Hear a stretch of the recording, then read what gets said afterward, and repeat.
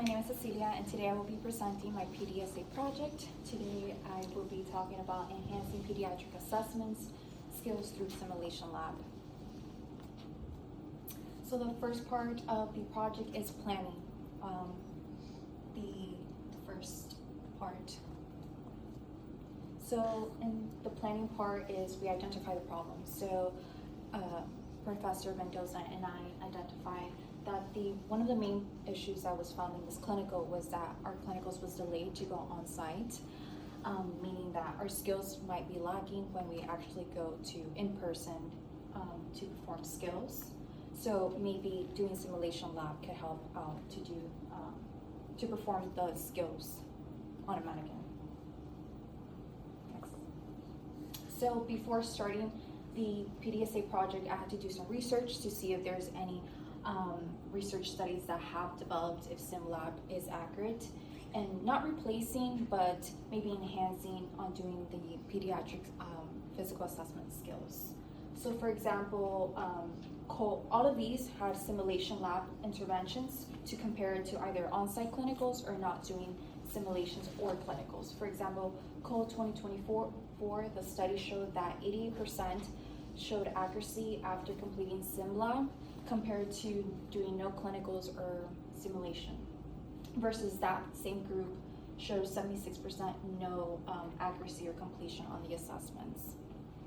On the second study by Kant and other authors in 2020 showed that the SimLab boosted the confidence of the nursing students by performing these skills in a SimLab, and then when they actually went to on-site clinicals, they felt confident performing it in real patients. In the third study, it showed by Kim 2023 that after performing these skills in a SimLab, their readiness scores increased by 15%. And let's just say they didn't do any SimLab, their scores would have obviously decreased or not been as accurate when they went to on-site clinicals. For the fourth study by Hayden 2020, doing weekly simulation labs improved their assessment accuracy. And this was shown when they actually went to on-site clinicals, 65% was increased to 90%. And lastly, the last research showed that by Shin 2024, that performing skills at the sim lab, the physical assessment skills went from 58% to 94% post-simulation, and this was used by a checklist. So what I was looking for during observing you guys was whether your skills improved engagement, communication, and confidence. So the PICO question that was developed was, in nursing students awaiting pediatric clinical placement approval, how does implementing simulation lab training compared to on-site clinicals experience affect to completion rate and accuracy of pediatric physical assessments during a 4-week rotation? The process that was taken was 6 of you guys, nursing students, a pre-assessment checklist and post-assessment checklist, and doing simulation once a week. 6 nursing students, which was you guys once again, and within 4 weeks. So this is the doing part. So when we implemented the checklist, we were looking for, did you guys take the vital signs? Was safety measured? Identification, calculations with meds, pain assessments, weighing the patient, or reviewing the immunization age appropriate records to see what was going on with the mannequin in this situation. So did everything go as planned? Not really, because during those 2 weeks we didn't go to clinicals, but it was observed during those 2 weeks that the assessments were completed, and we were able to see you guys from pre, during, and post simulation lab. What was observed was that during debriefing time, you guys were confidently able to speak about your pros and cons of what you guys did in simulation lab. Peer-to-peer teaching, once again, happened during debriefing, and how you guys talk to the mannequins, especially Katie, because these are peds and we're all learning how to talk to, real life pediatric population. The data was collected with a checklist and can be used in the future using a checklist and by observing from an instructor and myself standpoint. So once again, I needed literature and research articles to support my findings, such as skill, confidence, communication, engagement. Overall, these articles did show that doing these skills in a sim lab does improve these findings. They either enhance or encourage nursing students to participate in a skills lab, which could develop these findings. The study part. So the overall results, I believe, were all met. Whether confidence was increased, which was the skills, I believe the skills was actually also increased, because I remember there's one specific example, the steroid. I'm not sure who asked during simulation, how do you shake the bottle, or how do we take the medication out. That was a good opportunity to go over how to actually shake the bottle in order when you guys go to real life, floor, you guys know how to shake it, how to open the lid up. Engagement, everyone was engaged before, during, and after simulation lab, so active participation was also met. And communication, I mean, you guys were awesome at communicating during sim lab and debriefing time. And Sophia said that, the steroid thing. Yeah. That acting, conclusion. So yes, overall, within the 2 weeks of simulation, the intervention did improve the pediatric assessment skills, which was the confidence, once again, engagement, communication, and skills.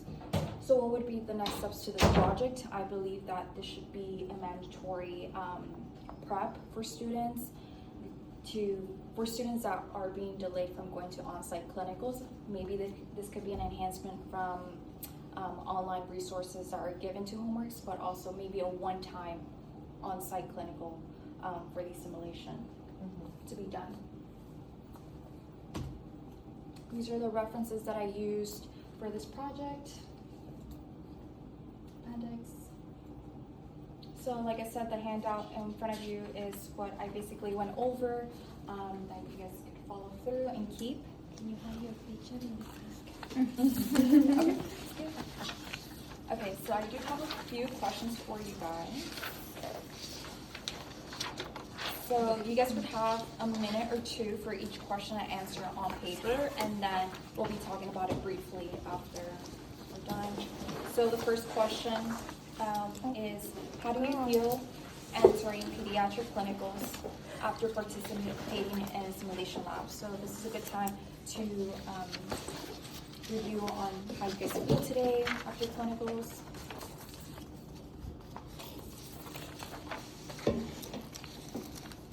And there's no right or wrong answer.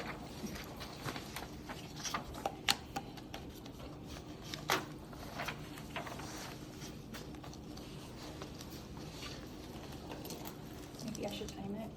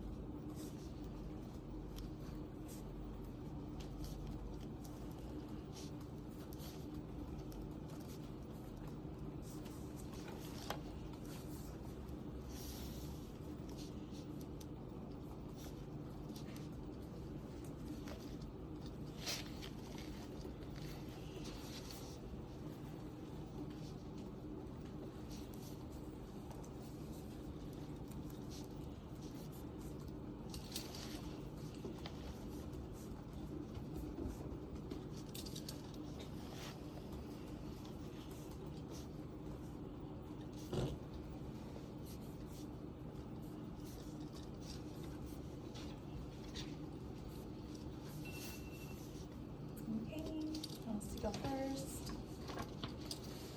I'll go first.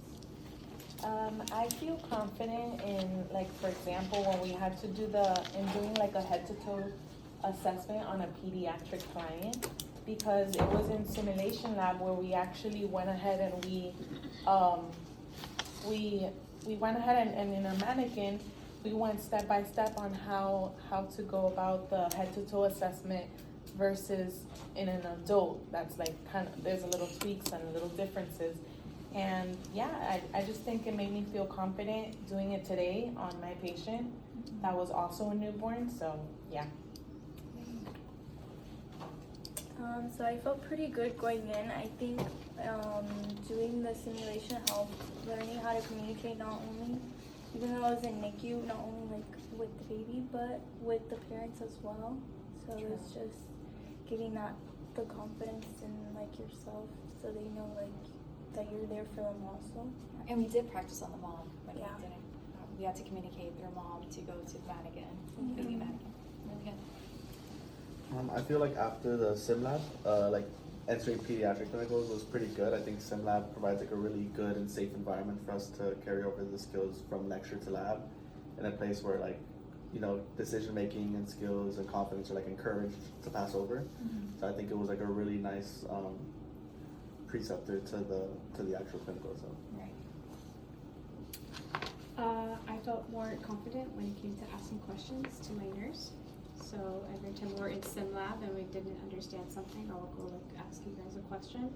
So as putting that into like the clinical setting, if I was confused on something, I wouldn't have to feel like nervous about asking. Like think I'm asking like a stupid question. So that helped me gain more confidence into asking like my nurse. And that covers my communication part. My Oh, yeah. communication was engagement as well. I also too felt a greater confidence entering clinical.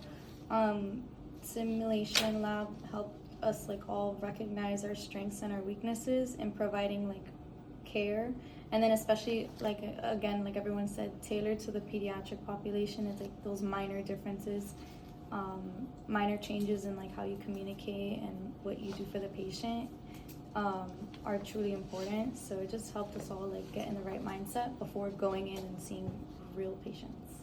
Perfect. That basically targets my 4 findings. Good. All right. So then the second question.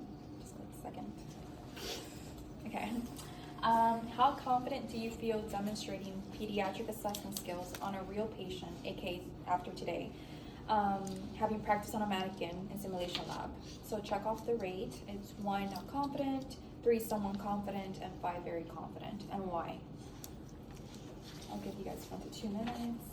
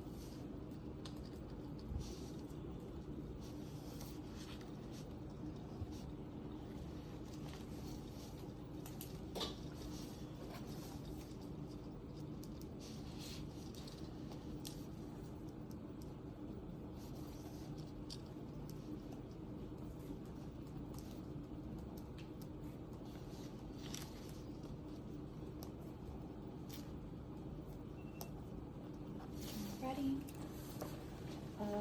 I rated it a 3, and it's because, you know, it's going to take a lot of use to, you know, assessing a baby, a pediatric client, because at the end of the day, that's somebody's little precious being, human being. So, you know, and any little thing you do to them, you know, like startles them, you know, makes them cold, they start to cry, and you know, that gives me a little bit of, you know, anxiousness and anxiety. But after sim lab, I definitely like do feel more confident than as to like as if when I don't go to sim lab, Right. you know. So it helps a lot. It helps a lot with the, you know, the what to do. At least, you know, you could be anxious, but you know what to do, where to go, and you know, you still get that sense like you know what you're doing. But Right. so a 3. Good. And I also put a 3. I just think there's always like room for improvement, And plus, like, we're so used to like doing it on adults and seeing different things, and then when we move on to Right. children, that they're way smaller. They have different, like, their body systems sometimes aren't fully developed yet. They're like on different developmental stages. So I feel like we have to like put a lot of thought into like taking care of them. I put a 4. Think that there's always room to like learn and be more efficient in your assessments, like no matter where you're at. But I do think that the simulation was specifically helpful at emphasizing time management and teamwork. And so I think that having that before stepping into a clinical setting was really good because it puts you in the right mentality and mindset when you're going in and doing your assessment and interventions on the pediatric population. I put a 3 because even though like in SimLab we do gain the confidence into like assessing the children, everyone is different, and like the different developmental stages, you have to learn how to do different assessments with each kid. And also like even though you're assessing the kid, you do have like the parents like looming over you and seeing what you're doing. So I feel like I have to like gain more confidence in that, like make sure like I'm educating the kid, like if they're able to like respond back, but also educating the parents as well and taking accountability that they're also in that room to like make sure like I'm giving attention to both of them, because I don't want to just like disregard the parents and only focus on the kid. I also gave myself a 3. I do think that we've gained, improvement in like certain assessment skills on a pediatric patient, but also I think there's also nothing beats like experience, and simply just getting in more patient rooms and just the routine of doing head to toes and remembering what you missed on the last one to help you remember to do it on this patient. It's just, experience is crucial, so I just wish we had more of that. Yeah, I believe peds is very broad and there's so many ages. And even if they're in the same age, like both rooms are 5-year-olds, both 5-year-olds are going to react pretty differently. Yeah. And the mannequin, I'm sure it's like just a little bit of a glimpse of what you're going to get in real life patients. Exactly. So thank you for that feedback. And we're going to go to the last question, number 3. And do you think simulation lab should become a mandatory component for all nursing students before starting clinicals? Why or why not?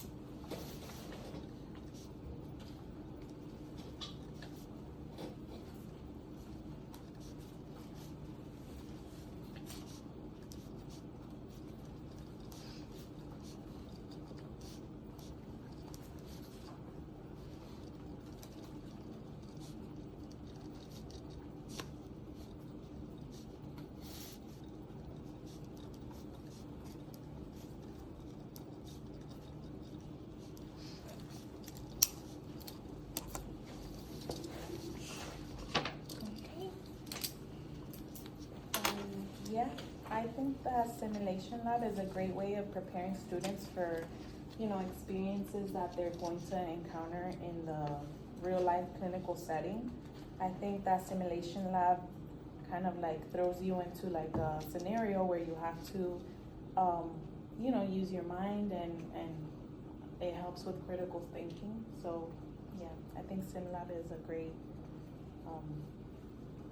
Resource for us. And I like how we have, the preceptor or the professor that day has a study case. So it's not like you guys learn the study case, it's whatever's thrown at you. At that point, you guys are like, okay, she's told me just the new labs, what do I do now? So that's good.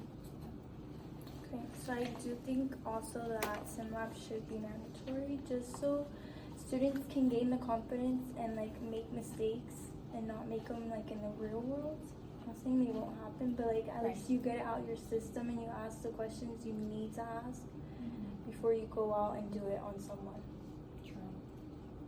So I agree. I think it is really helpful, especially in this class because it's the first time like we're so used to like the older population and like doing adults. So this is the first time in this like specific population, and it's a really great place to make the necessary adjustments to like the pediatric population and kids and how you're going to talk to them and how we have to kind of change up our routine. So I think it was really helpful. Yeah, I like changing up the routine. It was definitely a change Yeah. from the class. I said yes because it helps you gain the confidence into what you're going to like the confidence of what you're going to do to apply in the clinical site. So again, asking the questions, communicating with the nurse, and like learning how to assess and learning to know like the safety checks and like what you should be aware of, because even though if you miss that in the sim lab, you won't forget it when you put it into the clinical site. That will be like one of the first things that will pop into your mind. Be like, oh, I forgot to check if like the bed was locked. So now let me go check now if the bed was locked in this patient's room. So those like key things help you to apply that. Like once you make those mistakes in sim lab, you don't make it again in like a clinical site with like a real patient. Right. Becomes like a little routine Yeah. for the safety Helps you measures. make a checklist. Yeah. I also agree that sim lab should be a mandatory component for nursing students, because it like when you're thrown into that simulation room and the minute you close the door, like you are the nurse. And oftentimes as nursing students in clinicals, you go, I'm gonna go get your nurse, but then in sim lab you are the nurse. So it like creates this autonomy for you to thrive and like use your critical thinking to then help the patient instead of just let me go get your nurse. Yeah, I agree. All right, thank you guys so much for sharing. Let's get to the next slide. I mean, it's pretty much the end. So, do you guys have any comments, questions? I had to place it there.